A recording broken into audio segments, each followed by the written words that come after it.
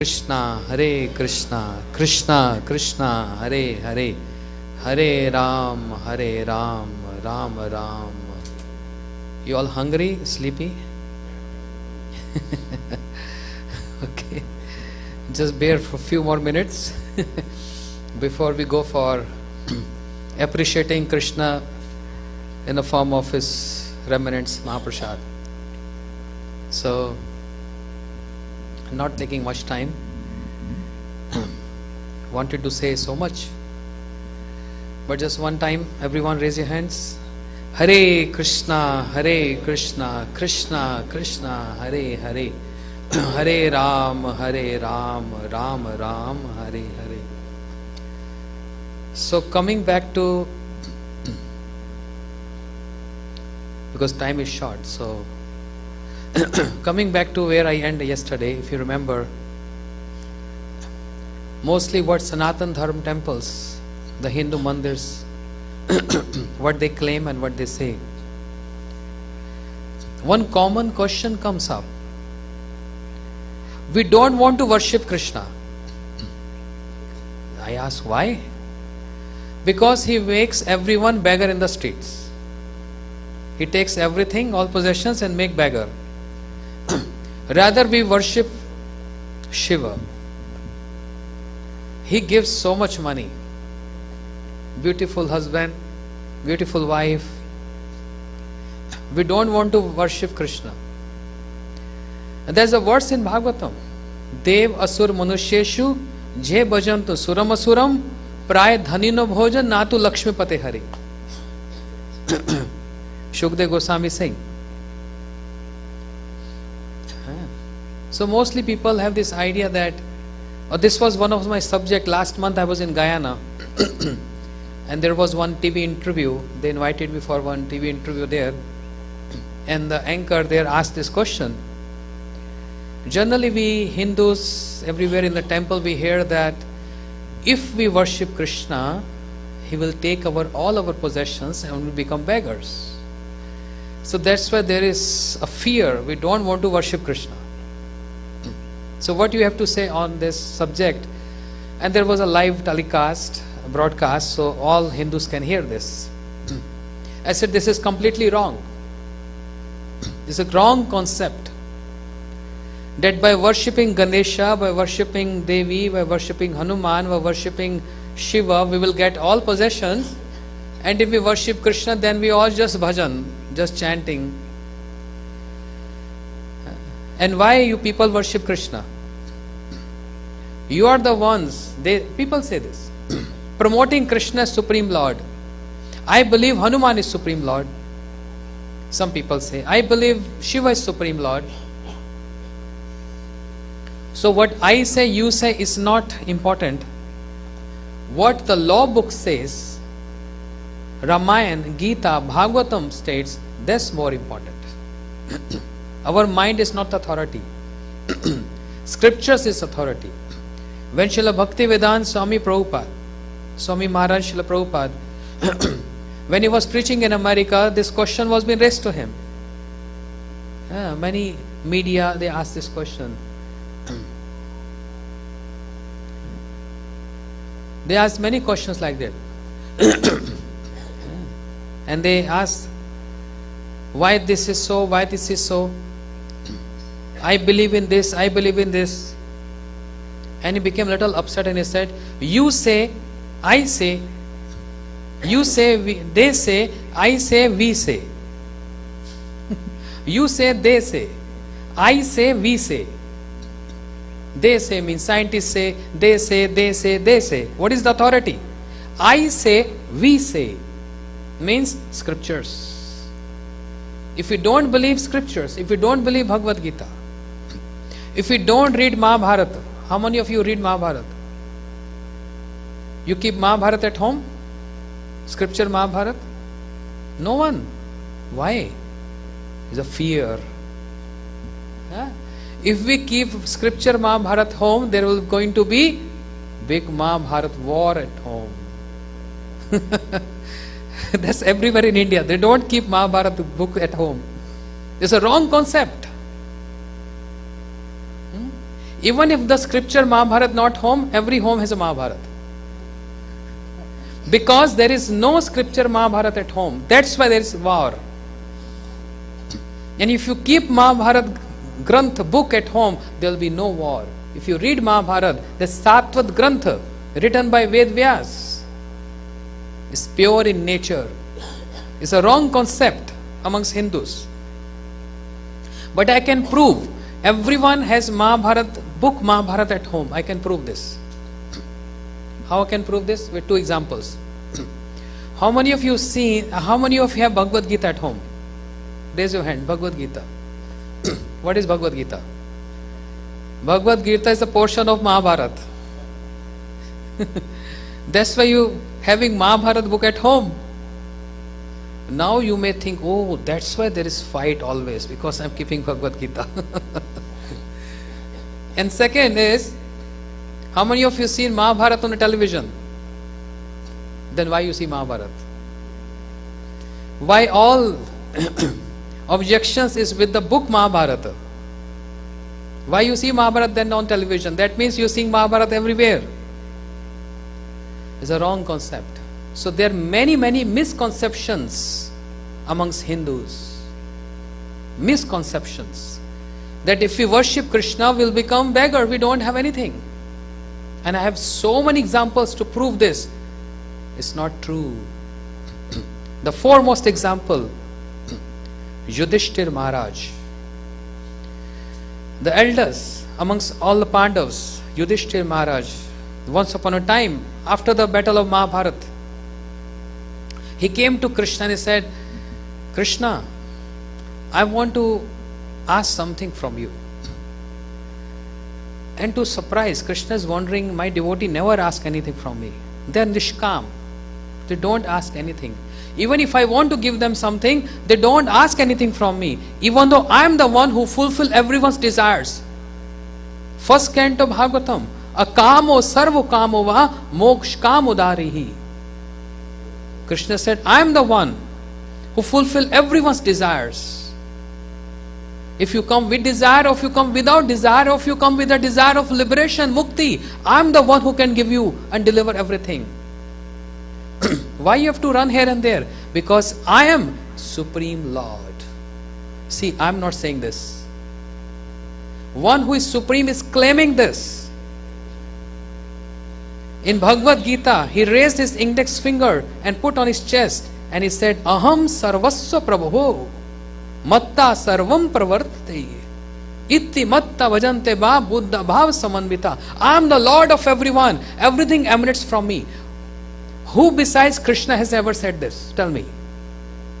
No one has said this. Every Hindu knows this. Every devotee knows this. Who is the one who has shown his universal form? So it's not that Krishna is claiming that I am supreme. He is also showing this. Universal form. Everything emanates from me. That's Bhagavad Gita. Yeah? Gita means what? The song sung by the Supreme. Yes? The song sung by Krishna is Gita. But Gita is not the meaning of song. The Hindi word is Geet. Yes? He's singing beautiful Geet. Krishna, Krishna, मैं तो पुकारूं अब तो कर दे दया लाखों लाखों जन्मों जन्मों तुझको ही ढूंढे किया. This is Geet, right? It's not Gita. So song sung by Krishna is Gita, whereas it's supposed to be Geet. Why Gita? When the suffix add, a is added to Geet, that's the speciality. Geet means song and ta means tran. Tran means deliverance. The song sung by Krishna for deliverance is called Gita. It's not just Geet.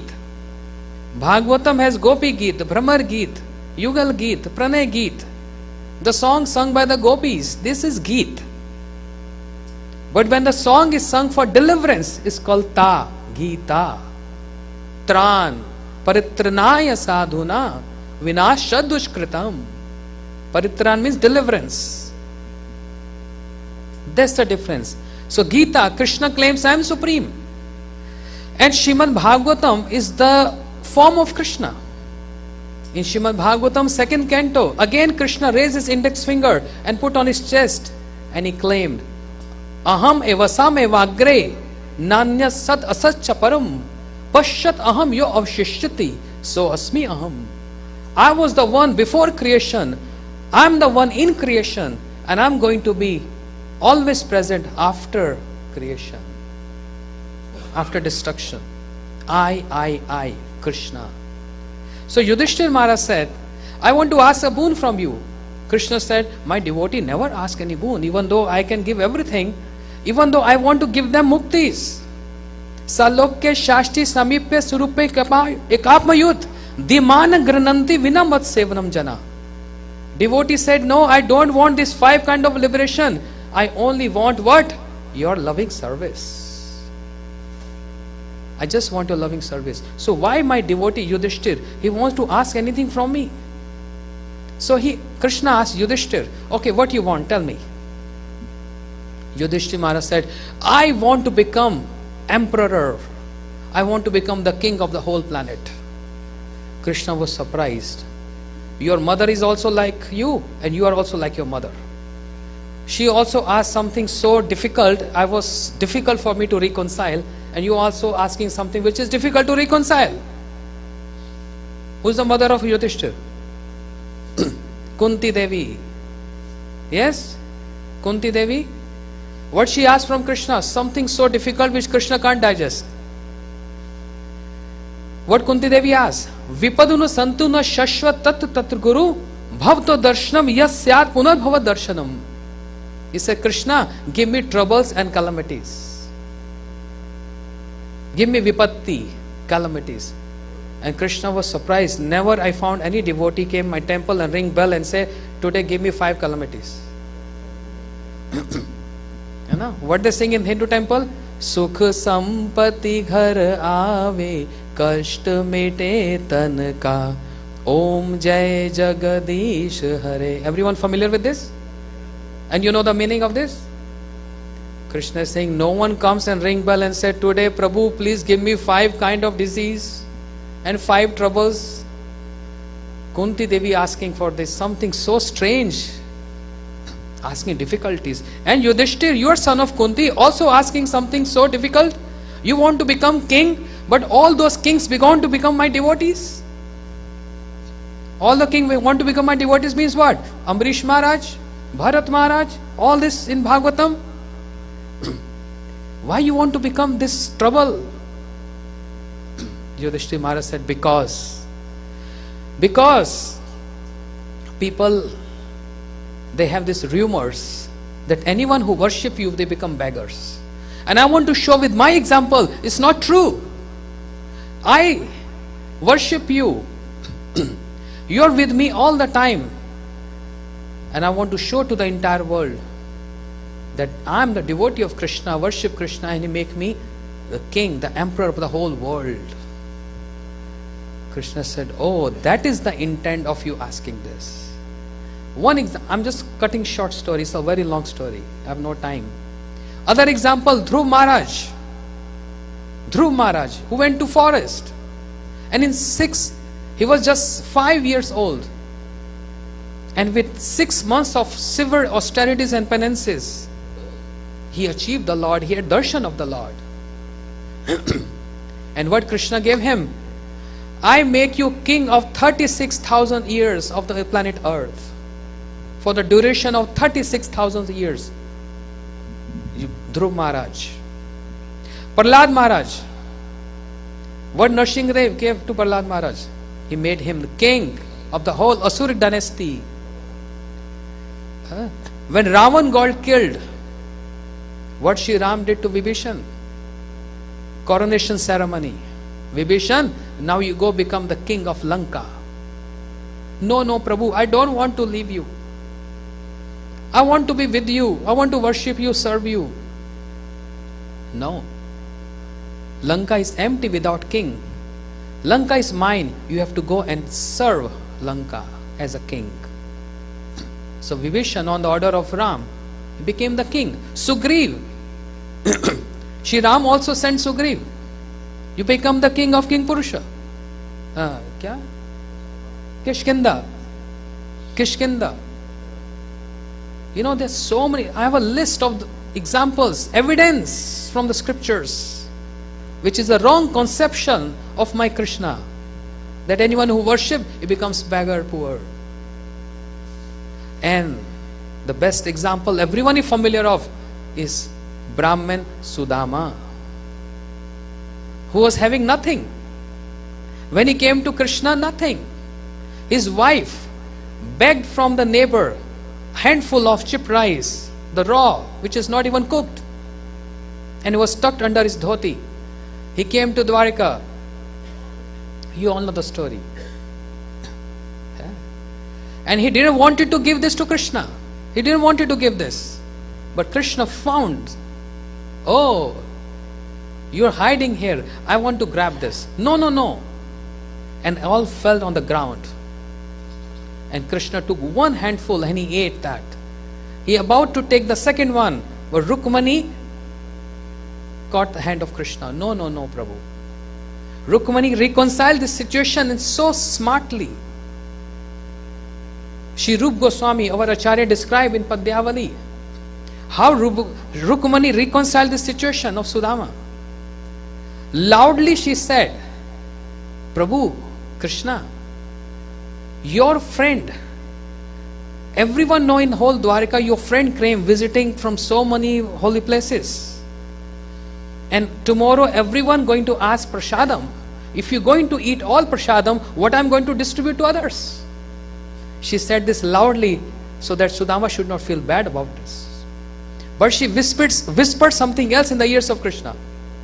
She said, just by eating one handful of chip rice of Sudama, you already gave all wealth to Sudama.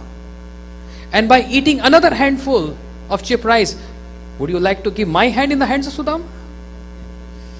Krishna became embarrassed and he smiled. But the third intent of Rukmani is, Krishna is the king of Dwarika. He eats 56 preps. He is not used to eat this chip rice, the raw rice. But he is taking because he is Bhakta Vatsal, he is affectionate towards devotees. And what if he is going to eat all that? He is going to have a stomachache. And we can't tolerate this. How beautifully she reconciled. And long story short, when Sudama was going, Krishna, he gave so many gifts to Sudama. Gold, diamonds, so many gifts. But next day when Sudama was leaving, Krishna stopped him. Sudama, wait. Whatever I gave you gifts, give me back. Give me back. Sudama said, he was thinking, he can't say, he was so nervous, he was thinking, what is that? Once you give a gift to someone, you're not supposed to take back. That's not etiquette. And out of affection, he gave me so much. It belongs to him. I don't mind giving him back. But why is asking this back? I little doubtful. But anyway, Krishna said, Sudama, give everything back. And Sudama gave everything back to Krishna. And with very heavy heart, when he came out from the door, there were all Dwarka, the residents of Dwarka were there, and they all glorified Sudama. Jai Sudama, Jai Sudama, Jai Sudama. And what Sudama heard? The whispering of all the inhabitants there. First time in our history we saw, first time, whoever comes and see our Krishna, they always go with so much opulence, because they come with the intent to get opulence from Krishna. This is the only one who came without asking anything. See, he came empty hand and is going empty hand. He's going empty hand. And everyone started glorifying Sudama Lord, glorifying. And Krishna was in tears. His heart melted to see my friend Sudama get glorified in my Dwarika. Now Sudama understood why Krishna pulled everything back, because he wanted to glorify me. But when Sudama came back to his village, there was not old humble cottage anymore. There was the big palace there. He was a little confused. That's not the GPS about. That's not the GPS about. I'm in a wrong destination. Then his wife came with so many ornaments. And she said, come inside. And he said, who are you? Oh Devi, who are you? Hey, you don't recognize your wife? I'm your wife. What happened to you? And where is our house? She said, overnight, Krishna has given us so much opulence. So much opulence. Sudama was in tears, his heart started melting. Krishna, just with accepting one handful of that cheap rice, you have given us so much opulence. Yeah? But I have nothing to do with this. Don't think, Krishna. This is what Sudama is speaking to Krishna in his mind. Don't think because you gave up so much opulence to me, I'm going to worship you more. My love going to remain same for you. It doesn't matter to me if you put me in a palace or if you put me in an old small cottage. It doesn't matter to me. My love has no effect on this. Yeah? I'll be same with you.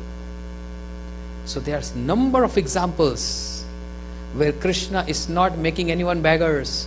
He's making everyone rich. Rich in what? Rich in a permanent asset, not a temporary asset. What is temporary asset? This body is temporary asset. When we were young teenagers, we were so beautiful. Moment we turn 50, 60, all beauty gone. No one wants to look at us. This is temporary asset. Possessions. Today is mine, tomorrow is yours. There is no guarantee of possessions. No guarantee of anything else. A permanent asset. So just Maharaj just said, what is our duty then? To become the most intellectual person. Who is the most intellectual person? I'm not saying, you're not saying. Bhagavatam claims this, Srimad Bhagavatam. Not one who has done PhD or masters is an intellectual person. Nor is the president of any country is an intellectual person. Bhagavatam says, Krishna varnam atusha krishnam sangopang astha pashatam yagya sankirtna pray yajanti hi sumedasa. Sumedasa means the most intellectual person. Who is that person? One who worshipped Shri Chaitanya Mahaprabhu, who came 530 years back. The Krishna came as Mahaprabhu. And one who is propagating the chanting of Hare Krishna Mahamantra without consideration of which color, which caste, which creed or country you belong to. Apatra vicharam na kurute na cha param vikshate. Without consideration, you are qualified, you are not qualified. He's just making everyone accessible with the love of Krishna, without any distinction.